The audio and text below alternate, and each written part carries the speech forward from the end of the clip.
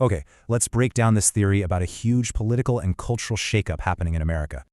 The whole idea from Victor Davis Hanson really boils down to this. The mainstream, they're now the outsiders.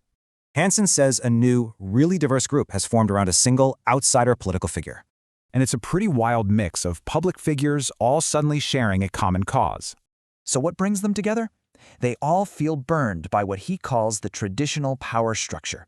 But this political shift, he claims, is just one piece of a much, much bigger cultural change. He points to some pretty stark reversals in places like corporate America and even pro-sports. So see, this isn't just about politics. He's calling it a full-on cultural counter-revolution. All right, so how did we even get here? Well, Hanson digs into the Democratic Party's playbook. He says their entire strategy was built on one simple belief: demography is destiny.